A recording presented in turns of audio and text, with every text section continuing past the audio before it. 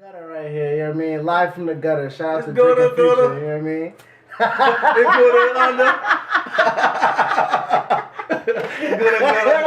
Oh man, so this was the week the go home shows heading into Rumble, and a lot to kind of unpack. It was kind of not really a filler shows, but they were. I mean, people are saying Raw was better than SmackDown. SmackDown was better than Raw. I personally think they were both like average shows. Honestly, They were, but I think that because SmackDown was the shortest show, it put together a real compact, good, concise show to build. I always for love. Rumble. I always love. I would rather love SmackDown with their constant build and their constant nuance and their constant callbacks to it be light on per se. Because even their backstage segments mean something. Yeah, you know what I mean. exactly. So if it's a promo, it's a vignette. If it's something like it always matters. You know what I mean. It's plugging along something. And I like me, like I always talk about every week, the utilizing the roster. SmackDown, they have a certain roster and they get everybody some time on screen some way somehow. I love the way they utilize their roster. So hands off to SmackDown, but my high spot of the week. We're gonna kick it off like that. I'll kick it off right now. My high spot is actually gonna be on NXT, guys. NXT, I haven't had be my high spot for a while now. Because I'm watching, guys. I'm watching just NXT. Their takeovers are phenomenal. Their builds have not been as must see as they were back in the summertime. Their builds. Yeah. I mean, I love to see it, but it's not as hot as it was to me. It's the storytelling going into it. So I think tuning in, my high spots haven't been on NXT as much because it's still good though. It's still like I love NXT. But my high spot this week was on NXT because I think they're building this match, this kind of four quadrangle feud with Aleister Black, Ricochet, Tommaso Ciampa, Gargano. This nigga said quadrangle. Quad. It took you a while. Bro, what? It's four people in the feud, It's a quadrangle. I don't know. God damn. It's a quadrangle And people feud. think I'm high all the time on this goddamn show. Go ahead with your point, man. It's a quadrangle feud. And what I see, like, it's just, there's a lot going on. You have Ricochet and Johnny wanting to be the best, trying to be Mr. Takeover. You got Tommaso and Ciampa. Tommaso and Ciampa. Tommaso Ciampa and Aleister Black. And, their beef over the NXT Championship that Aleister Black lost, through, because of Johnny Gargano. He's getting his revenge.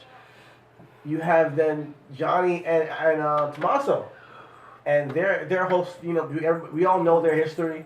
And right now they're teasing a DIY reunion, all within one feud. All within not one feud, within two feuds for two different championships. And I think it's like weaving people in together pretty good. I wish Aleister had more prevalence in the story, but it's a pretty good storyline. And the way they teased DIY at the end of this last episode, I thought was great. I definitely do know what you're talking about as far as how intrigued I am with what's going on. Aleister, I know Aleister's not getting the title back. Yeah, I don't think so either. But to make us still semi-care about the match because of the attachment with Johnny makes sense. So I definitely do feel like having them interweaved in the storyline. Now, I wasn't expecting Johnny and Ricochet to have the matches, to have the promos that would lead to the match. I didn't know what the premise of that feud was going to be. But having one-upsmanships on it, I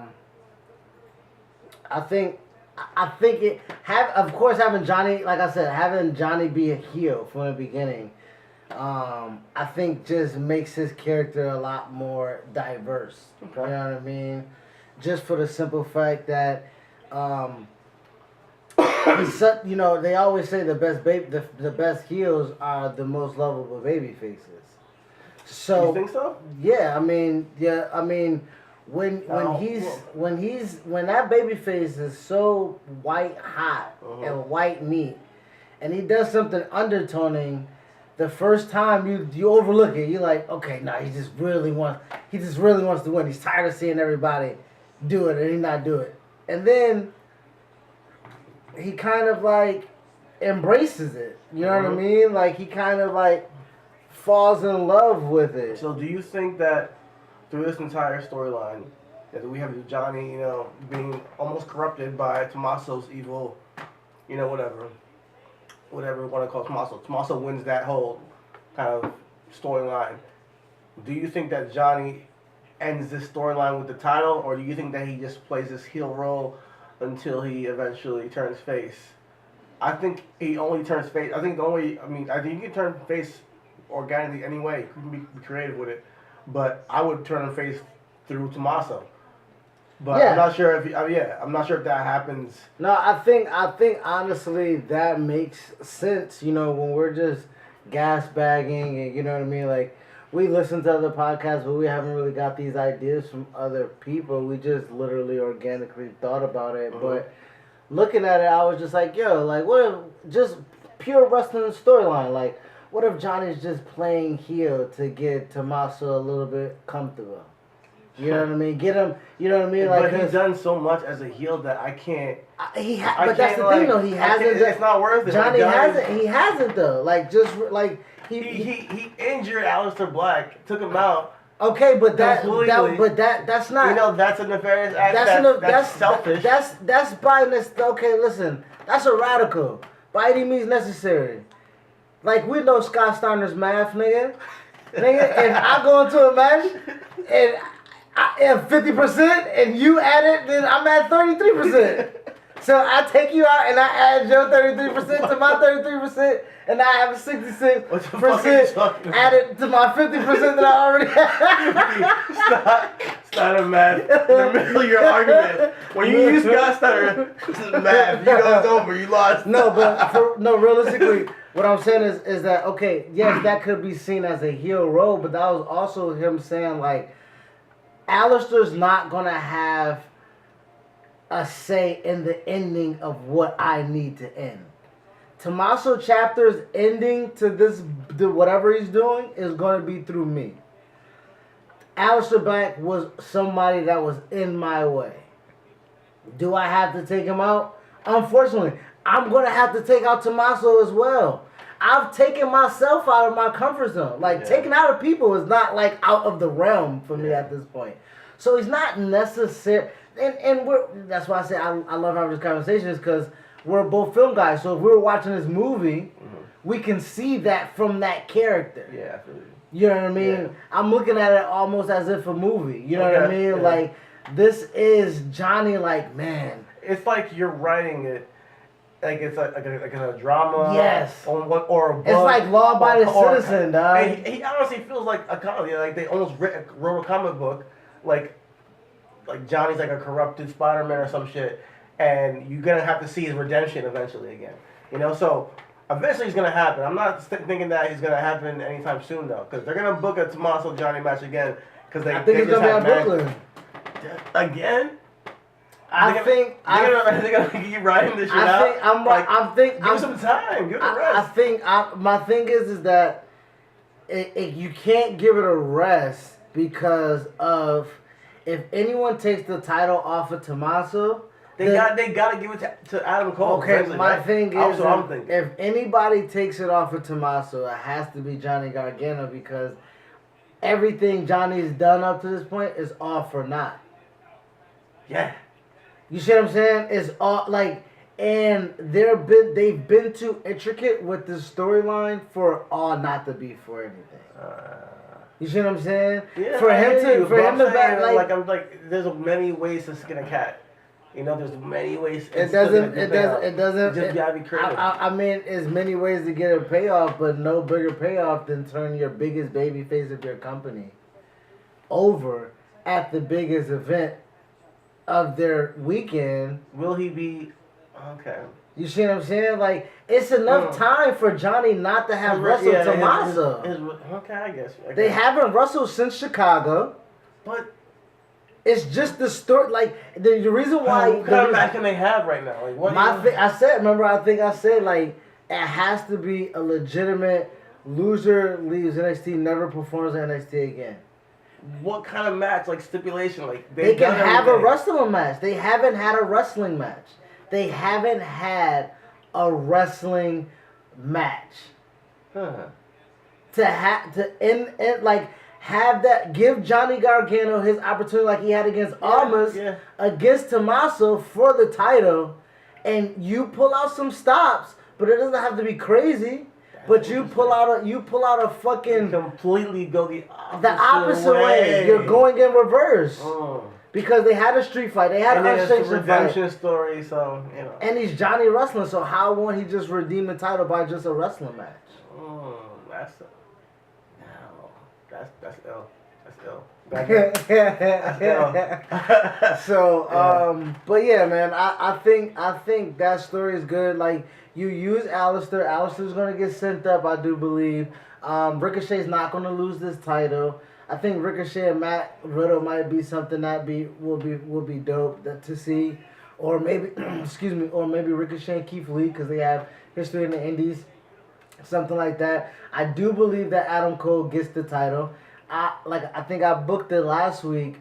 If anybody was listening, or you should be listening, Reasonable Wrestling on SoundCloud, or follow us on RW Podcast 1 on Twitter, or Reasonable Wrestling on IG and Facebook. I just wanted to drop that plug in the middle of the episode.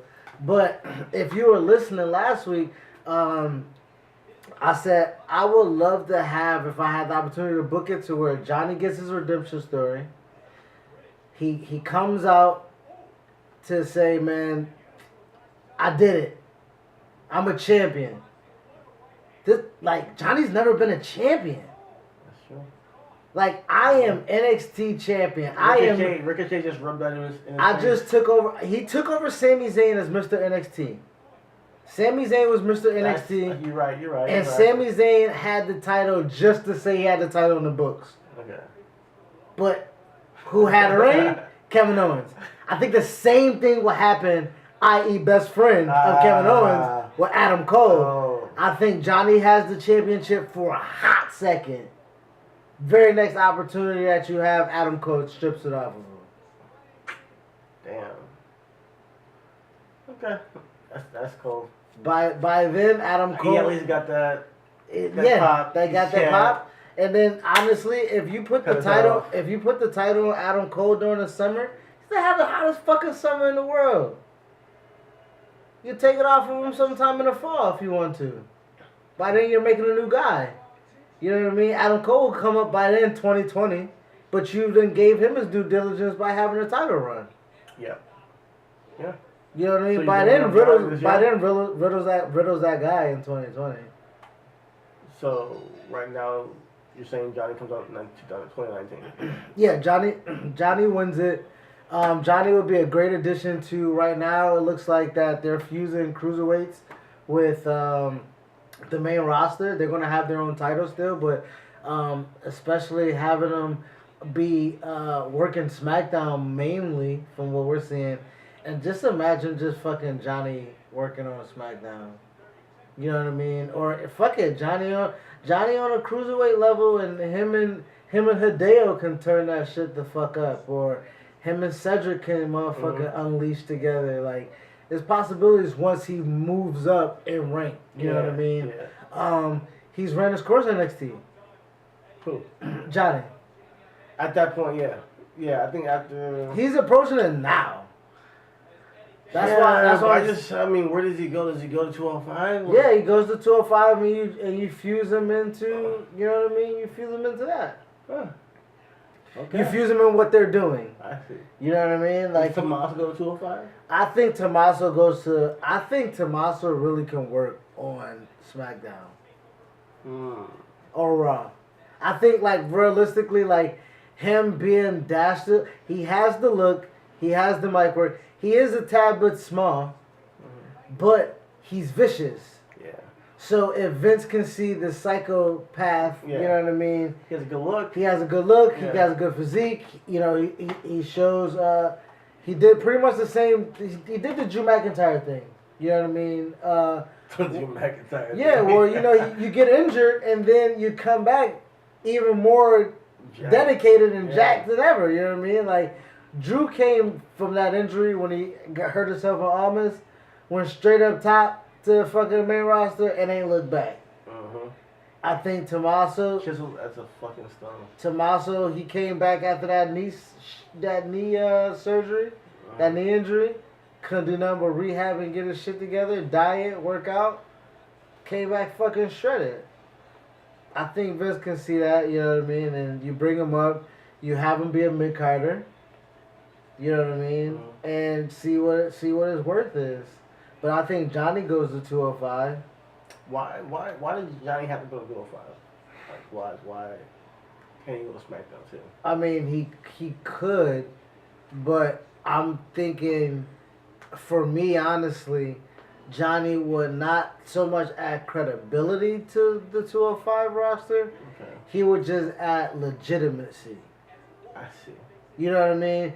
Johnny wrestling. So I feel about the eyes. And that's what I thought too. Think about the eyes too. that would just search to go see him. Yeah. You know what I mean? Like, they're on the network anyway. Mm-hmm. You know what I mean? Transference.